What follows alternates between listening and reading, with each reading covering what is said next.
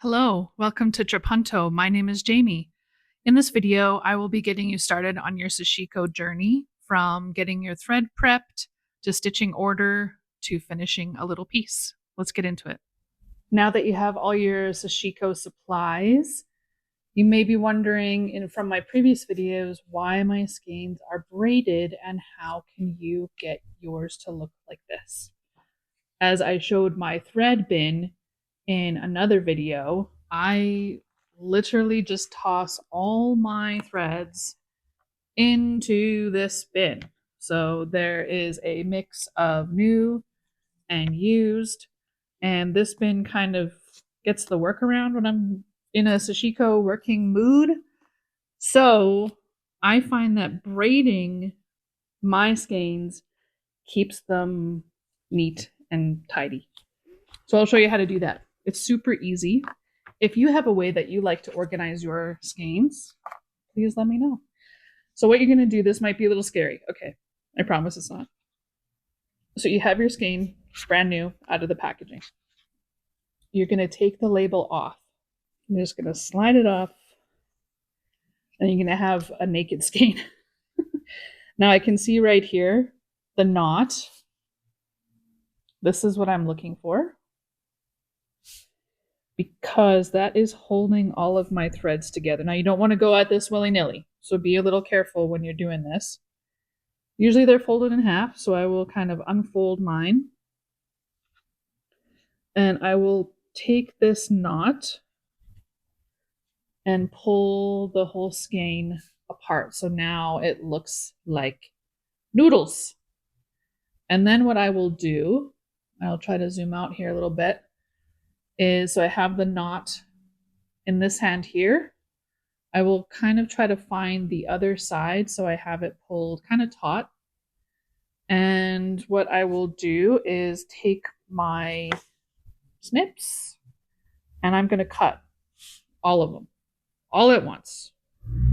So again, holding this knot tight in this hand, got the scissors, boop, just like that. And now you have two sides. And all I do is I will divide kind of each half in two, just eyeballing, no big deal. Kind of get some from the other side. And then I braid the entire thing.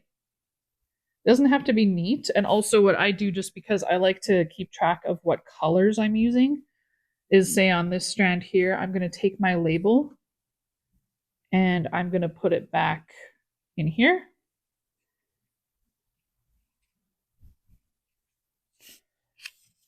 So I'm going to have my label on the skein that it belongs to, and then just kind of braid around it.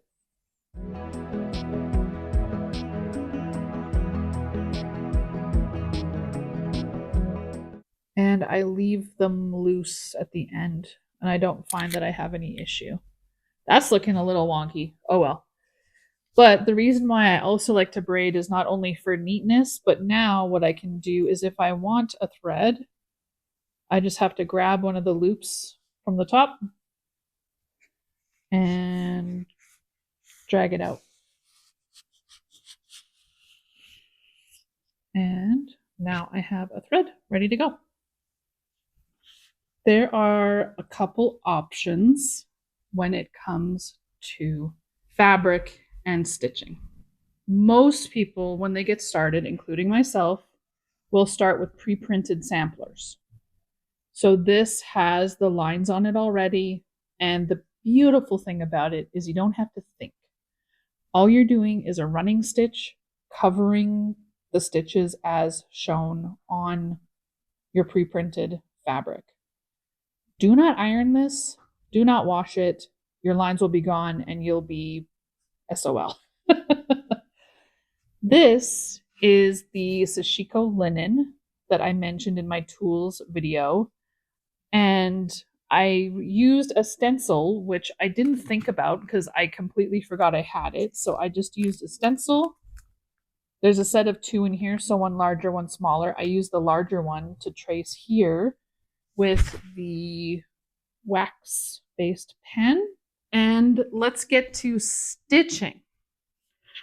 Now, I don't believe that's, okay, this is a lie. There are some rules with Sashiko. I'm not an avid rule follower when it comes to sewing. So when it comes to Sashiko, the main rule is, unlike big stitch quilting, because they are similar but different, Sashiko, you're trying to get a specific size of stitch. So the rule is your stitches should be roughly the size of a grain of rice. And you can see, so this is free-handed, similar to what I'm going to show you here. This was not pre-printed, but this is pre-printed. So you can see the size of the stitches they have in here. And also, unlike big stitch quilting, if you're hand stitching a quilt, or maybe doing a running stitch with embroidery, the spaces between the stitches are smaller. So I kind of try to use a 2-to-1 ratio. Again, I don't measure, I don't go hardcore with accuracy, but I try to have my stitches to be 2 lengths bigger than the gap. Possibly easier said than done. I don't know. I just kind of freeball it. And if I don't like a stitch, I just pull it out. That's the nice thing about Sashiko. So I start with a knot. Some people don't. What you can do if you don't want to start with a knot is basically when you're making your first stitches, you can kind of say start out here and then go over them. So I will just do 1 knot. Just your basic, like that. And then I grab my beeswax. This puck has seen better days, but it still works very well. And you can see I have some kind of like channels in here. So I might pick the channel that I'm feeling, get my thread in there.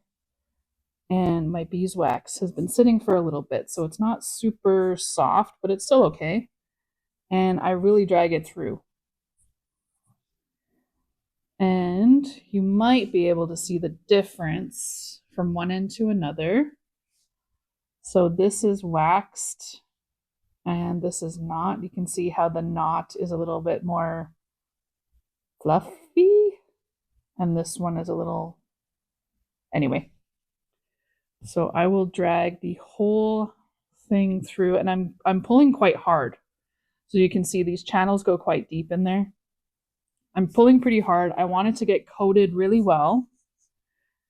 You don't need beeswax for Sashiko. I prefer it. And then I will, starting from the knot, I'll just run my fingers over. And that little bit of heat from the friction from your body and running your hand over will help the beeswax sort of embed into the fibers, and it also clears away any excess that might be on the thread. Get a nice little squeakies sometimes too. Now the other rule with Sashiko is I leave loops on the back. The reason for that is Sashiko started as a way to mend clothing. So if you're adding a patch onto an existing piece, you kind of, like this fabric, it is cut, there's a lot of stretch on the bias, but there's not much stretch back and forth. What the loops do, and I'll show you the back of a piece here. So for every corner, I have a loop, and that keeps the thread lax in here. So if this were on a piece of clothing or whatever, the thread can kind of move within the stitches. So every intersection, so every corner on this piece has a loop, but this is what the front looks like. So these loops are intentional. And also when I end my thread, so I start with a knot, and when I end my thread, I just weave it underneath previous stitches. And this is another piece that I did. So this is not traditional Sashiko, but you're still using the same method. And you can see there are a lot of loops going on in here.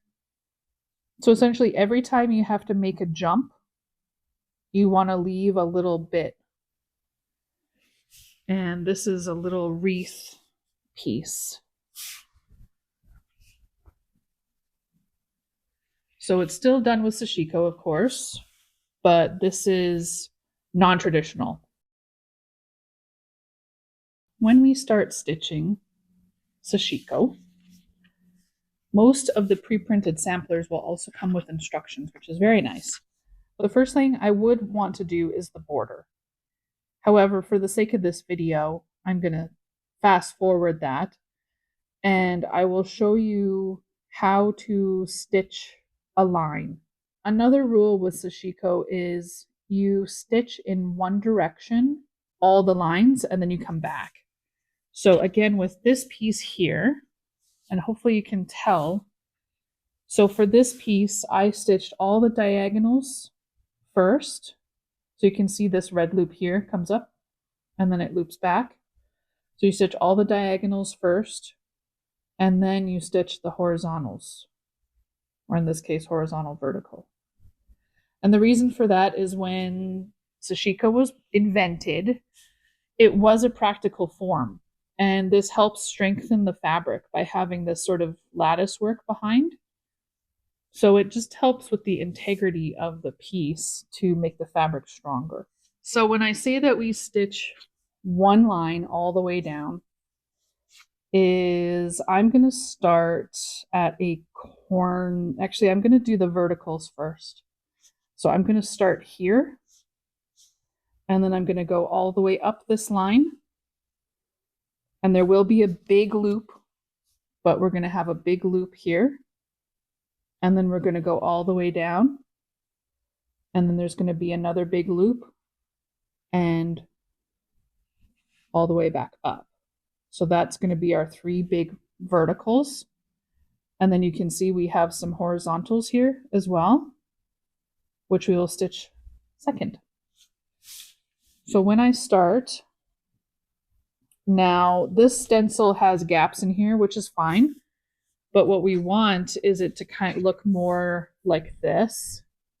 So pretend that this, it's the same shape. I just drew out more of it. So I'm going to start, as I said, down here. So I think having a gap in the middle is fine. So I'm going to bring my needle up here. And I have a knot on the end. So I will bring my thread all the way through this time, just to make sure that my knot is at the end.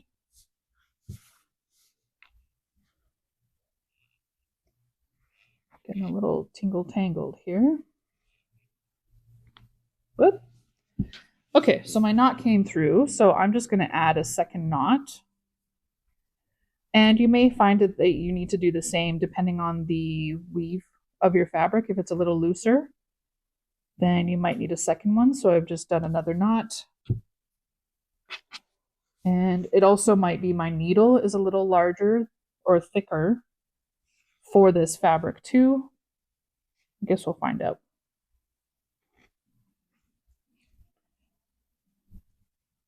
Just gonna pull this through. Okay, so we're started there. With Sashiko, it is similar to big stitch quilting because you are doing running stitches. However, when we stitch with Sashiko, we're gathering as much fabric on the needle as we can and then pulling the needle through. That's where the thimbles come in handy. And you can also have silicone finger grippies to help you grip the needle. So what I'm looking for with stitch length is I'm just going to go here. I'm going to zoom in a little bit more for you guys. So I'd say that's pretty rice grain-ish. And then I'm going to watch where my needle's coming up so you can see the little amount that I have on there. The nice thing that I like about doing this with Sashiko is the reflection of the needle helps me see how big my stitches are. So you can see that's about how much I want my stitch to show. And then I'm going to take a little bit of fabric up. And this is what you're going to be doing the entire vertical line. And once we get to the intersection, The stencil helps here, but we don't want our stitches to touch when we reach an intersection. That's another rule of Sashiko. So you can see I'm gathering as many stitches as I can on here. And I might change this needle out actually because I think it's a little thick for this fabric. So now I feel like I'm at the end, so I'm going to go down. And then I'm going to come up on the other side of this point. Right there. And I could get more on my needle if I wanted to. But what I'm going to do is I'm just going to pull. So I'm holding my fabric at the end. I'm going to pull my needle through. And you might need to kind of guide it a little bit.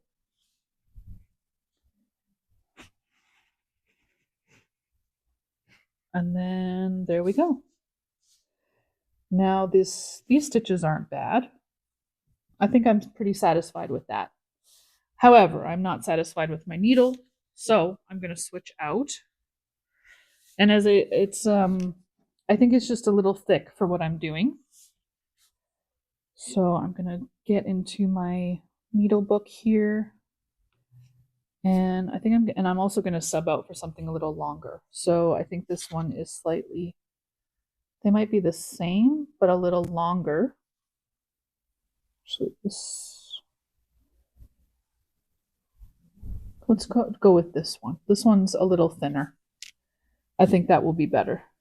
Okay, so continuing our line. Now the problem, quote unquote, is I'm using a shorter needle, so I won't be able to gather as much on it, but if it feels better sewing with it, then that's an okay sacrifice for me. Now there are people, and I feel like I'm holding my needle wrong. This is how I do it. However, there are people that will, who are super good at Sashiko, who've been doing it for a million years, and they hold their needle really close. This is where that ring thimble is handy because you can have the thimble on your finger here. This is my middle finger, and have it here. And they basically use the thimble as like a holder, and they'll hold their needle like way up here, and then they're just like feeding the fabric onto the needle. Like, it's wild. You need to watch it. I don't remember the account name, but there's a fella on here who has been doing Sashiko and teaching Sashiko for a really long time who can do that. And man, it just blows my mind. So like I said, I like using the reflection of my needle to really kind of see what we're doing and how long my stitches are and kind of where my gaps are. Like if I'm really not happy with how big that gap is, I can always just pull my needle back and take a smaller little bit. Now, the beauty with Sashiko, just like English paper piecing, is it is hand stitched. It is not supposed to look like a robot. All right, so we did the last vertical. And I'm going to drag my thread through. There we go. And then we'll do the last one. I think this is also why starting with pre-printed samplers is a good idea, because you can get a feel for the stitch length when you're working on something like this rather than something like this. I do plan to share a couple exercises on how you can work on your stitch length and kind of find that flow. But I also find that, trial and error is good. If you make mistakes and push through and fix those mistakes, you'll learn. So I'm at the end. So I'm going to pull my needle through.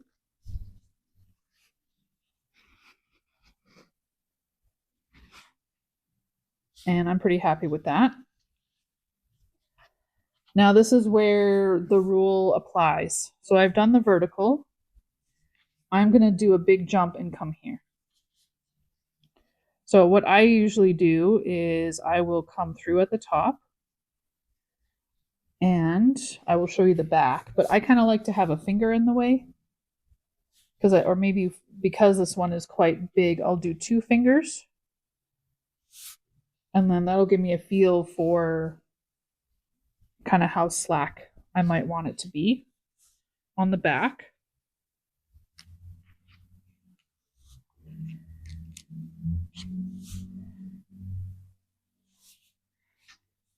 And this line here is a little short, but we should be able to get 2 stitches in, I would think. So again, I'm going down, getting a little bit, going down, and then hopping across. And you're going to do this for the entire piece. So let me finish these verticals and the horizontals, and I will come meet you back in a second.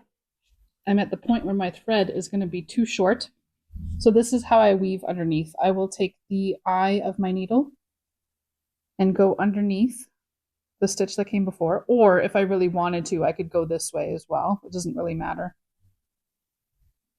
And I'll just kind of bring it through that way. I'll take it off my needle.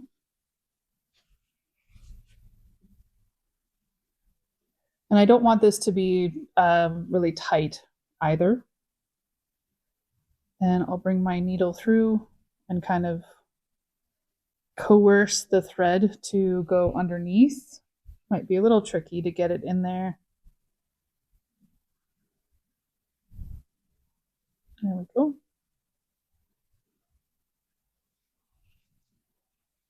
And I'll probably do that for the last 2 here.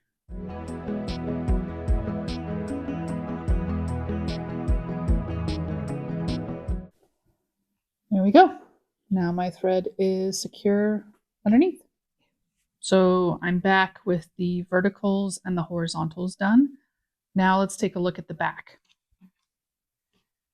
So this is what my back looks like. The nice thing also about keeping some slack in here is if I have a problem like this. This is a little too tight. So what I will do is just pull until that loop is a little better. And same with this one. It's a little too, actually it's not too bad, but we have a little bit of room here. So I just like to pull and find the balance of these threads. So I have stopped here, and now you may be wondering, well, where do I go next? So what I think I'm going to do is I'm going to go here, and if I go here, then my next line is going to be this one here. And then my next one is going to be this one here. So I shall show you what that looks like when I'm done.